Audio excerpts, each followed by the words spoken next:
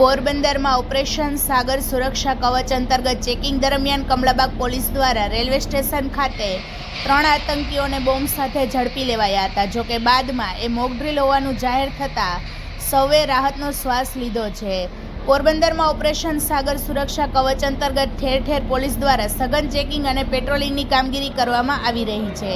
ત્યારે કમલાબાગ પોલીસ મથક વિસ્તારમાં પીઆઈ આરસી કાનમિયાના માર્ગદર્શન હેઠળ ચુસ્ત બંદોબસ્ત ગોઠવવામાં આવ્યો હતો। તે દરમિયાન રેલવે સ્ટેશન ખાતે રહેલ સ્ટાફને બાતમી મળી હતી કે સ્ટેશન ખાતે 3 આતંકીઓ બોમ્બ સાથે આવી ચડ્યા છે અને રેલવે સ્ટેશન ઉડાવી દેવાનું કાવતરું ઘડાયું છે।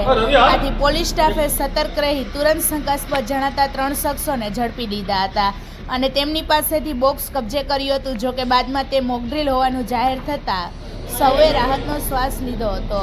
થોડા સમય માટે પોલીસ બેડામાં દોડધામ મચી ગઈ હતી અને મોકડ્રીલમાં SOG PI Chudasama, Gujarat railway police staff, આરપીએફના પીઆઈ રમણ બિહારી શર્મા અને સ્ટાફ તેમજ એસઓજી અને કમલાબાગ પોલીસ મથકનો સ્ટાફ જોડાયો હતો।